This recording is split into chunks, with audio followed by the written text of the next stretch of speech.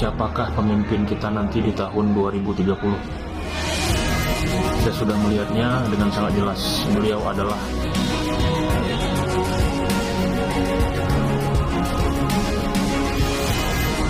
Bapak Deddy Mulyadi.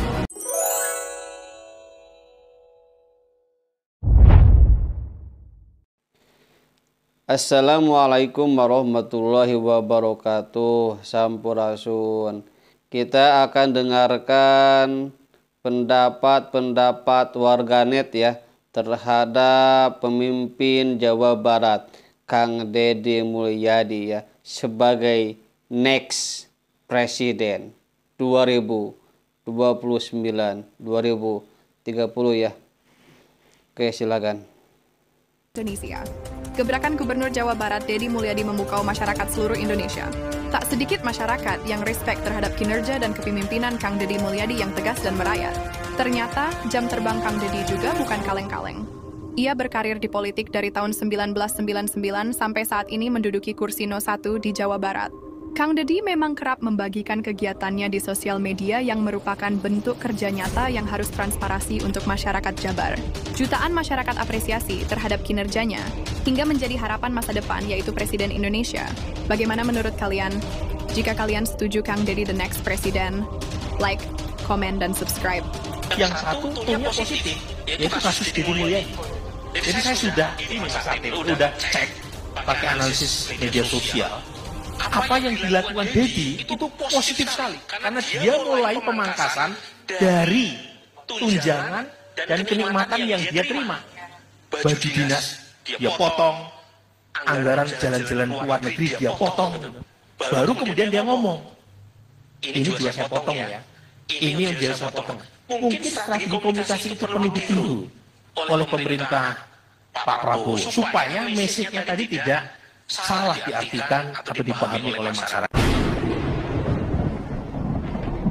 Assalamualaikum, salam warahmatullahi dari Aceh. Alhamdulillah dengan kekuatan yang saya punya sampai detik ini dari presiden kepala daerah, saya belum pernah salah dalam melihat sesuatu dan siapa yang menjadi pemimpin kelak. Karena ini saya sudah melihatnya sebanyak 3 kali, jadi saya harus menyampaikan kepada seluruh masyarakat Indonesia siapakah pemimpin kita nanti di tahun 2030. Saya sudah melihatnya dengan sangat jelas. Beliau adalah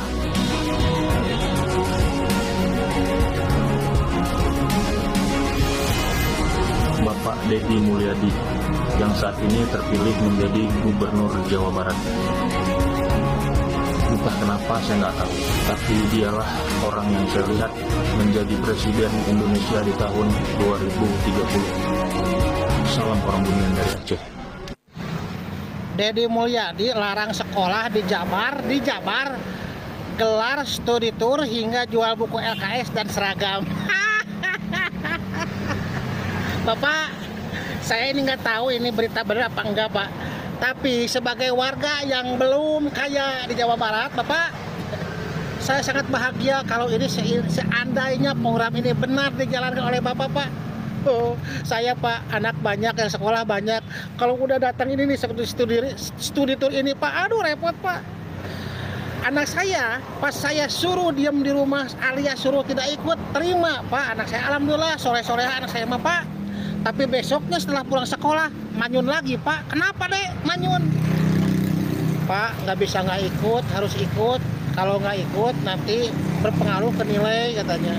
Nanti kalau berpengaruh ke nilai, berpengaruh juga ke penaikan kelas. Mau nerima gimana anak saya, Pak, ditakut-takutin kayak gitu? Ya otomatis nggak mau, atuh, Pak, pengen ikut aja. Terus kalau udah gitu gimana? Saya harus pinjam sana-sini. Anak saya nggak 1, nggak 2, tapi banyak lah yang harus berangkat kayak gini teh. Nah, dengan berita ini saya harap benar-benar terjadi, Pak. Tolong, Pak, kalau ini bukan berita yang benar, tolong realisasikan oleh Bapak ya, Pak. Banyak oknum-oknum guru yang nakal, Bapak, ya Allah.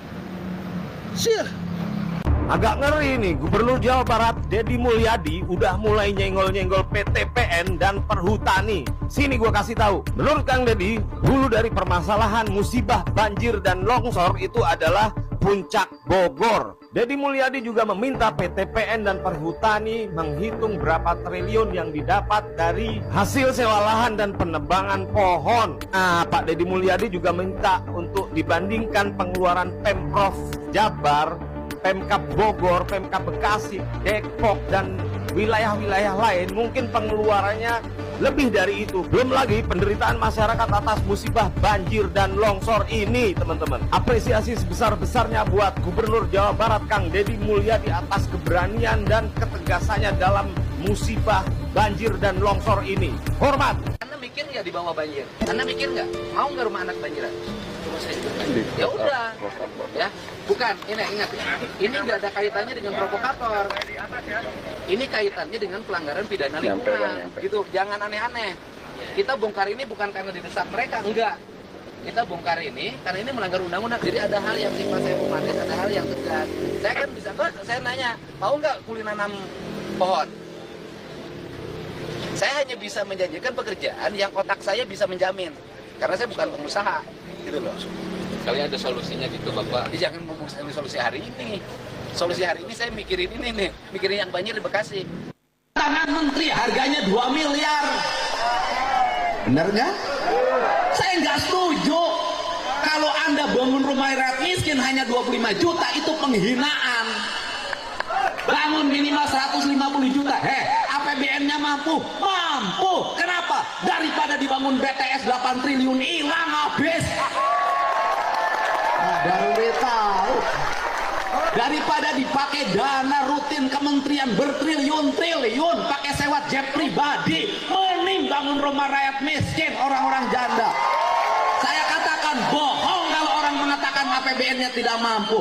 Bohong saya katakan orang APBN-nya tidak mampu. APBN, APBD provinsi, APBD kabupaten digabung, selesai urusan kemiskinan. Boleh hitung dengan saya dan APBN-nya. Jadi yang bilang nggak mampu siapa? Yang takut kehilangan jatah proyeknya. Saya tidak mau menjadikan badan usaha milik daerah menjadi tempat menyimpannya tim sukses.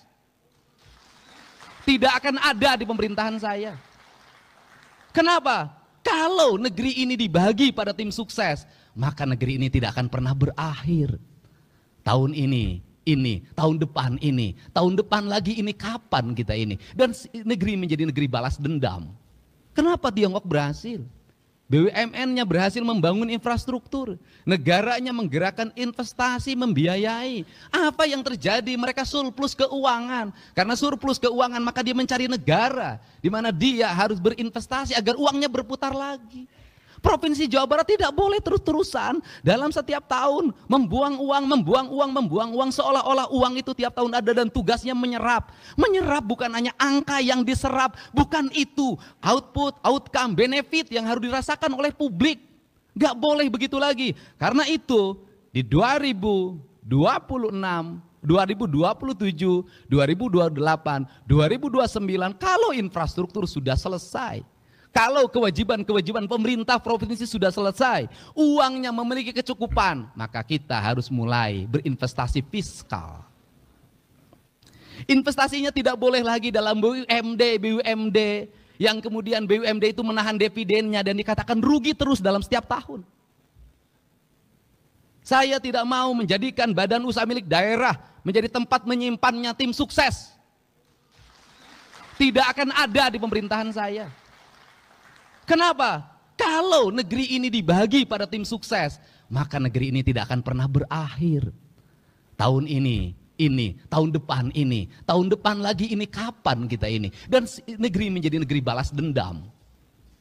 Tetapi BUMD saya akan lakukan apa? Audit investigatif. Agar apa? Agar bisa ditemukan bekerjanya baik, kredibel, punya untung atau buntung terus. Kalau buntung terus, ngapain? Gaji pengangguran, ngabisin duit APBD, tutup. Pak Presiden, Pak Kapolri, Pak Kapolda, Pak Direskrim saya tidak bermaksud untuk memperkeruh suasana. Saya tidak bermaksud melakukan apapun. Kecuali ini adalah panggilan jiwa saya. Saya melihat orang-orang kecil menjerit dan menangis, bingung apa yang harus mereka lakukan. Semoga ini jalan bagi kita untuk membuka kebenaran, membuka kebenaran. Saya yakin tangisan ini bukan kebohongan. Saya yakin tangisan ini bukan rekayasa, bukan akting. Ini adalah yang sebenarnya. Mohon.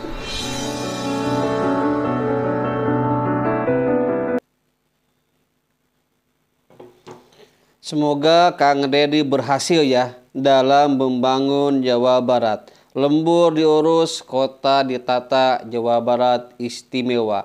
The next president. Assalamualaikum warahmatullahi wabarakatuh. Sampurasun.